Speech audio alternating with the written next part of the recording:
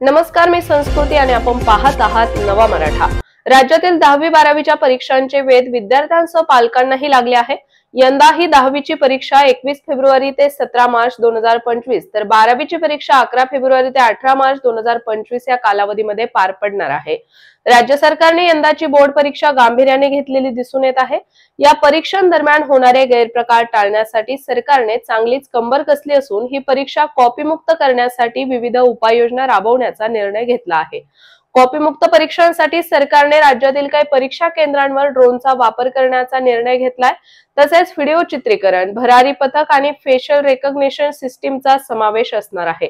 यामुळे स्थानिक गुंडगिरी आणि स्थानिक यंत्रणांवर दबाव बसेल। यंदाच्या बोर्ड परीक्षा शांत, भयमुक्त आणि निकोप वातावरणात पार पडाव्यात यासाठी राज्य सरकारने यशस्वी कॉपीमुक्त अभियान सक्सेसफुल कॉपी फ्री कॅम्पेन योजले आहे। राज्याचे शिक्षण मंत्री दादाजी भुसे यांच्या मार्गदर्शनाखाली या उपक्रमांची अंमलबजावणी करण्यात येणार आहे।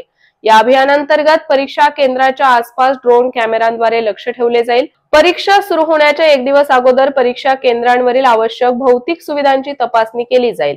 भरारी पथके आणि बैठी पथके यांची व्यवस्था करण्यात येईल। परीक्षा केंद्राच्या बाहेर व्हिडिओ चित्रीकरण केले जाईल। फेशियल रेकॉग्निशन सिस्टीमचा वापर केला जाईल।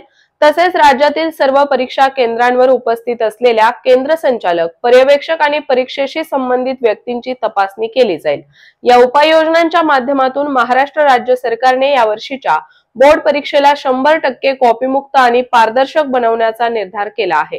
तर अशाच माहितीपूर्ण बातम्यांसाठी चॅनलला सबस्क्राइब करा।